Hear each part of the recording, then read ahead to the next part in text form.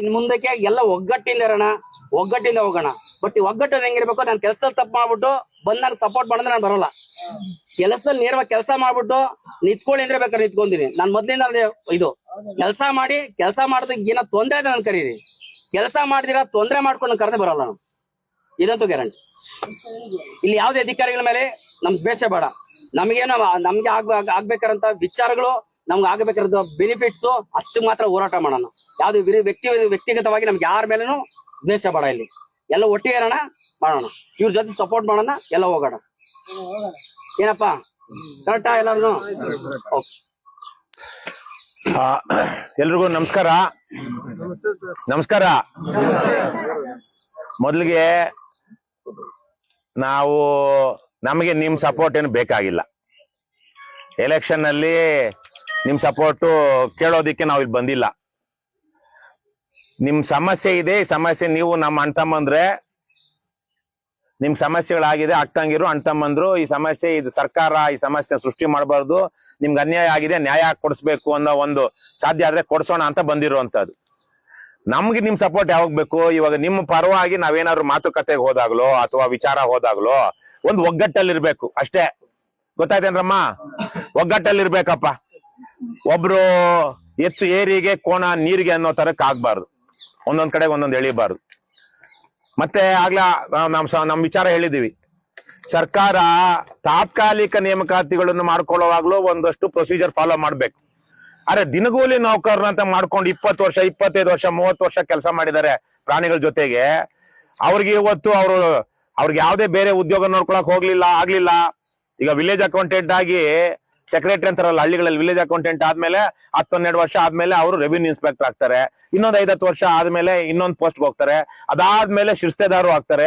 ಅದಾದ್ಮೇಲೆ ಡೆಪ್ಯೂಟಿ ತಹಸೀಲ್ದಾರು ಅಥವಾ ಅಡಿಷನಲ್ ಏನೋ ಬೇರೆ ಅಸಿಸ್ಟೆಂಟ್ ತಹಸೀಲ್ದಾರ್ ಈಗ ಹಾಕೊಂಡು ತಹಸೀಲ್ದಾರ್ ತನಕ ಹೋಗ್ತಾರೆ.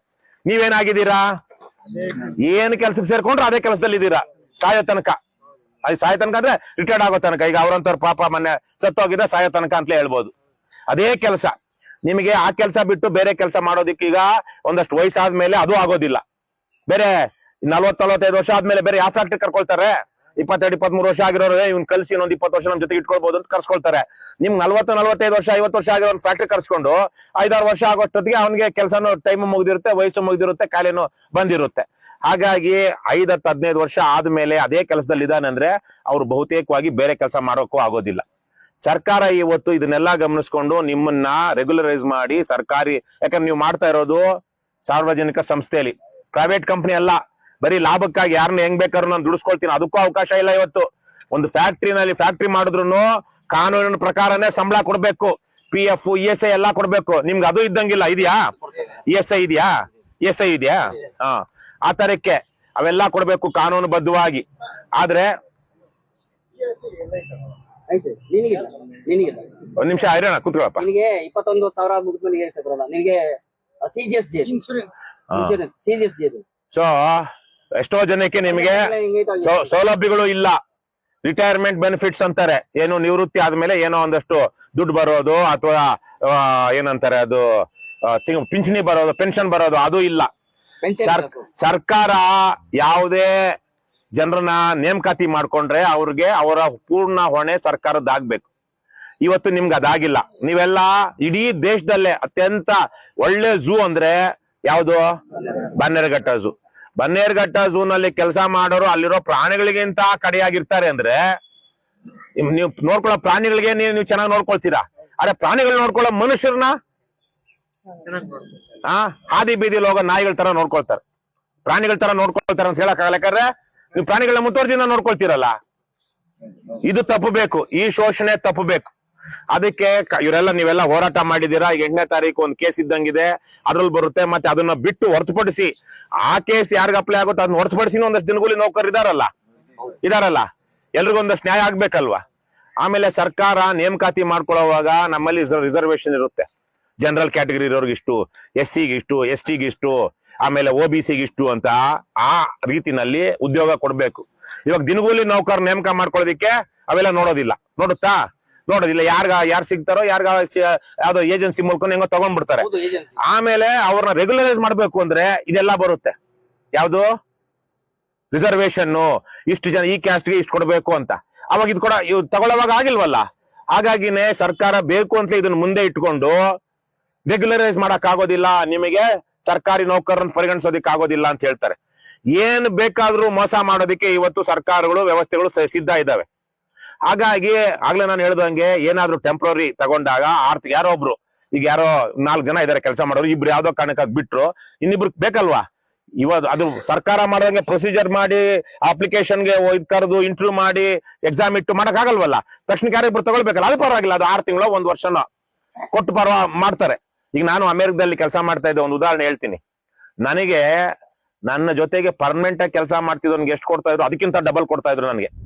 ಆದ್ರೆ ನನ್ಗೆ ಯಾವ್ದು ಗ್ಯಾರಂಟಿ ಇಲ್ಲ. ಇವತ್ತೇ ಬೇಕಾದ್ರೆ ನೀನು ಹೋಗು ಅನ್ಬೋದು, ತೆಗಿಯೋವಾಗ ನನ್ಗೇನೊಂದು ಗ್ಯಾರಂಟಿ ಇರ್ತಾ ಇರ್ಲಿಲ್ಲ. ಕಾಂಟ್ರಾಕ್ಟರ್ ಆಗಿ ಕೆಲಸ ಮಾಡೋವಾಗ ಅಲ್ಲಿ ಗಂಟೆಗೆ 5,000 ರೂಪಾಯಿ ಸಂಬಳ, ಗಂಟೆ ದಿವಸಕ್ಕೆ ಒಂದ್ ಅಂದ್ಕೊಳ್ಳೋಣ, ನಿಮ್ಗೆ ಲೆಕ್ಕ ಗೊತ್ತಾಗೋಂಗೆ. ದಿವಸಕ್ಕೆ 5,000 ರೂಪಾಯಿ ಸಂಬಳ ಇದ್ರೆ ಯಾರಿಗೆ ಅಲ್ಲಿ ಎಂಪ್ಲಾಯ್ಮೆಂಟ್ ಬೆನಿಫಿಟ್ಸ್ ಎಲ್ಲ ಇರೋ ಎಂಪ್ಲಾಯಿಗೆ, ನನಗೆ 10,000 ರೂಪಾಯಿ ಇತ್ತು. ಆದ್ರೆ ನಾನು ಒಂದ್ ದಿವಸ ಕೆಲಸ ಮಾಡ್ಲಿಲ್ವಾ ಅದಿಲ್ಲ, ಅವ್ನಿಗೇನು ಅವ್ನ್ ರಜಾ ಸಿಕ್ತಿತ್ತು, ನನ್ ರಜಾ ಇಲ್ಲ. ಹೀಗೆ ಅದು ಟೆಂಪ್ರರಿ. ಅದಾದ್ಮೇಲೆ ಮುಂದಕ್ಕೆ ಬೇಕು ಅನ್ನೋವಾಗ ಏನ್ ಮಾಡ್ತಿದ್ರು, ಅದೇ ಕಂಪ್ನಿಲೇ ಬೇಕಾದ್ರೆ ತಗೊಳ್ತಾ ಇದ್ರು. ಇದು ನಮ್ ರಾಜ್ಯದಲ್ಲಿ ಇವತ್ತು ಇಲ್ಲಿ ಹೊರಗುತ್ತಿಗೆ ನೌಕರರು ಸೇಮ್ ಅಷ್ಟೇ, ಏನು ಇಲ್ಲ. ಅವ್ರಿಗೆ ಇವ್ರ ಸರ್ಕಾರ ಎಲ್ಲ ಕೊಡ್ಬೇಕಾಗಿರೋದು ಏಜೆನ್ಸಿ ಕೊಡ್ಬೇಕು, ಏಜೆನ್ಸಿ ಕೊಡ್ಬೇಕು, ಅದು ಕೊಡ್ತಾ ಇಲ್ಲ. ಯಾಕಂದ್ರೆ ಎಷ್ಟೋ ಕಾರ್ಮಿಕ ಇಲಾಖೆ ಅಧಿಕಾರಿಗಳು ಇವೆಲ್ಲ ಗಮನಿಸೋದಿಲ್ಲ. ಹಾಗಾಗಿ ಇವತ್ತು ಇವಾಗ 2 ವರ್ಷ 3 ವರ್ಷ 5 ವರ್ಷದಿಂದ ಒಳಗಡೆ ಬಂದಿರೋದು ಒಂದ್ ಕಡೆ ಇಡೋಣ. ಆದ್ರೆ 15 ವರ್ಷ 20 ವರ್ಷ 25 ವರ್ಷದಿಂದ ನೀವು ದುಡಿತಿದ್ದೀರಲ್ವಾ, ನಿಮಗೆ ಸರ್ಕಾರ ಇಲ್ಲಿ ತನಕ ಮೋಸ ಮಾಡ್ಕೊಂಡೇ ಬಂದಿದೆ.